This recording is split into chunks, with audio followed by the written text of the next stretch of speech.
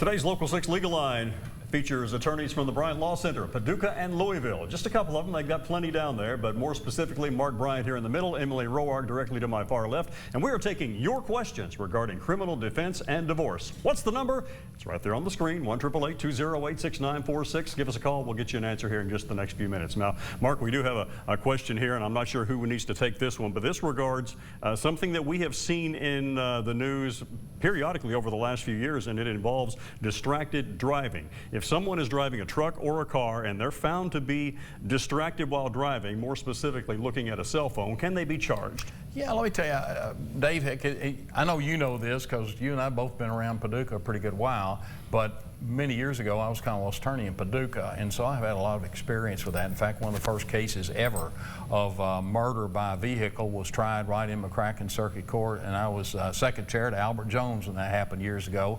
But yes, these truckers are flying down the interstate. I mean, we have so many trucking accidents at the Bryant Law Center cases. Just yesterday, Kevin Shannon and Austin Kennedy went out and spent hours with an accident reconstructionist over a trucking accident that happened here a couple of weeks ago. It's just terrible. But yes, if truckers get out there and they're texting and they're not paying attention, they can certainly be charged criminally with their conduct, and especially when they hurt people. And if they kill somebody, they could be charged with wanton murder, depending on the circumstances of it. But if somebody's taking drugs and driving a truck, or somebody's drinking and driving a truck, or somebody's at huge speeds and not paying attention and texting, that's distracted driving, and they can be charged criminally. We have a question from Philip that goes along these lines, and Philip wants to know that in an accident such as that, who is liable? Is it the driver or the trucking company, or maybe both? Well, let me tell you, the first thing is, when we file lawsuits on that, we always sue the trucking company and the individual. But the trucking company is the one that you go after their insurance, and if the individual has insurance, of course, they would also pay. But the ones that are chiefly responsible are the trucking companies.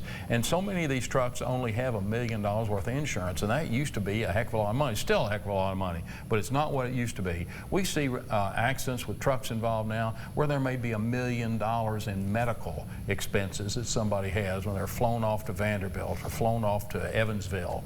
And so sometimes what we're having to do is sue the actual trucking company itself, in addition to this, as well as insurance agents for not selling enough insurance, because the trucking companies are doing everything they can to not pay. And these are tough cases. They got lawyers involved from the first minute those things happen, and we're starting to get calls from the minute it happens too.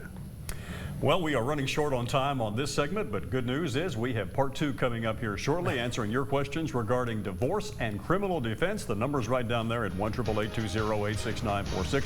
We'll get those answered with the attorneys from the Bryant Law Center coming up after the break on Local 6 Midday.